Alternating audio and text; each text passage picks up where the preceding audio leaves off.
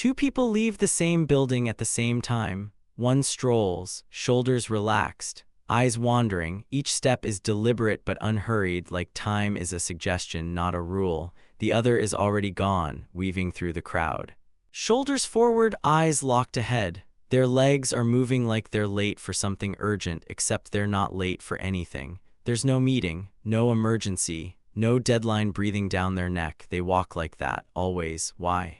What kind of mind treats every sidewalk like a race? What kind of nervous system refuses to let the body slow down even when the destination doesn't matter? Is it ambition, anxiety, impatience, or is it something quieter?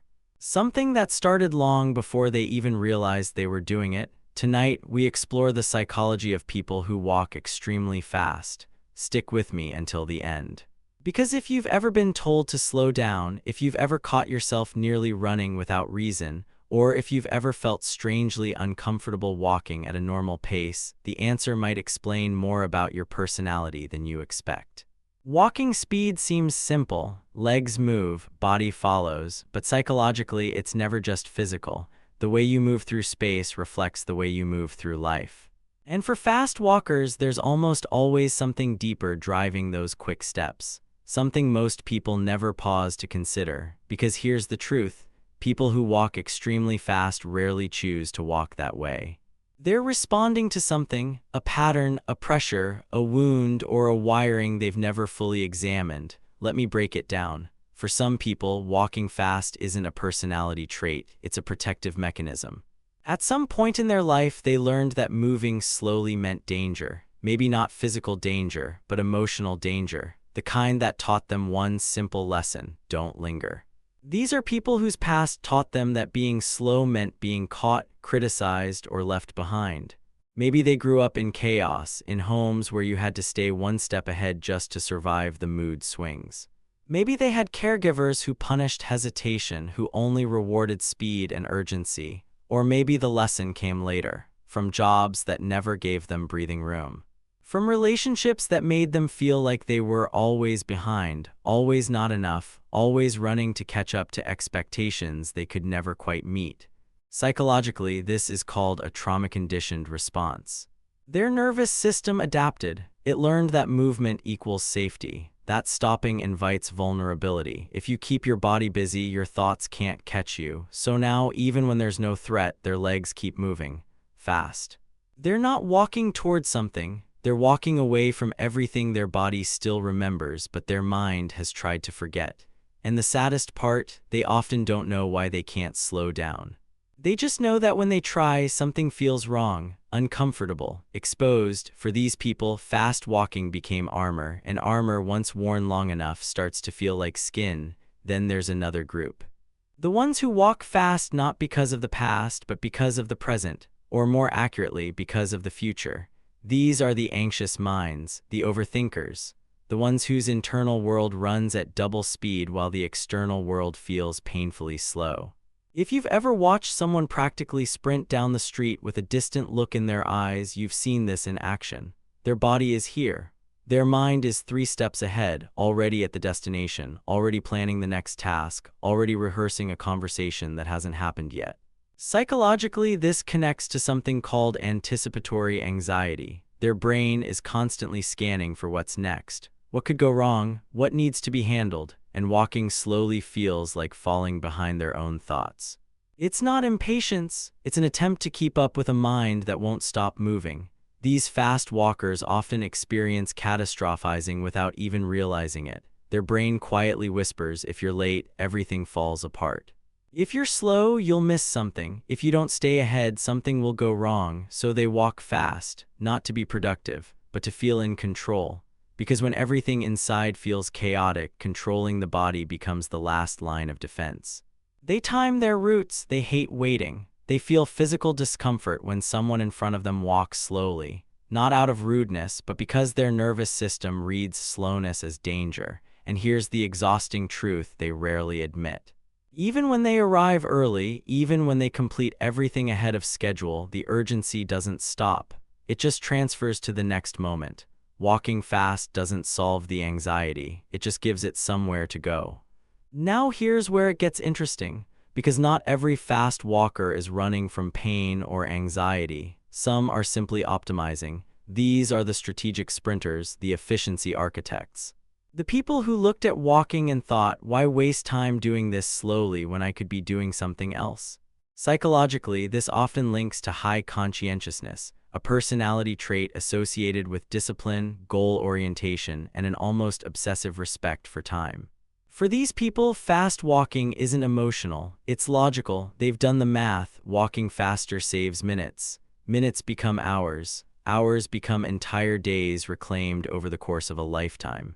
They treat movement the way others treat sleep, as something functional, not recreational. And here's the surprising part.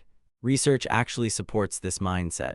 Studies have shown that fast walkers tend to live longer, stay healthier, and report higher levels of productivity. Their brains process walking as a task to be completed efficiently, not an experience to be enjoyed. But there's a subtle shadow here too. The strategic sprinter often struggles to separate efficiency from worth. They walk fast because rest feels unearned, because slowing down triggers guilt, because somewhere along the way they started measuring their value by how much they accomplished, not by how present they were while doing it. These aren't broken people, they're incredibly capable. Often the ones everyone relies on, but even a strategy has a cost, and the cost is usually the present moment. They're so focused on arriving that they forget they're already somewhere. So here's the contradiction no one talks about. Fast walkers are often the most prepared, most reliable, most productive people in any room. They get things done, they show up early, they don't waste time, but they're also exhausted. Their nervous systems rarely rest. Their bodies carry tension in places they've stopped noticing. Their minds treat every day like a race, even when no one else is competing. And the real cost, they often miss the very life they're rushing through. The conversation could have deepened if they'd stayed a little longer. The street looked beautiful if they'd glanced sideways. The moment of stillness that might have given them clarity if only they'd let themselves stop. Fast walking isn't a flaw. But it is a signal that something inside is driving the speed. Whether it's pain, anxiety, or ambition, there's almost always a reason behind the rhythm. And understanding that reason is the first step toward choosing whether to keep running or finally slow down. So now the question returns quietly. Which one are you? The one whose body learned to run before your mind understood why? The one whose thoughts move so fast your feet are just trying to keep up?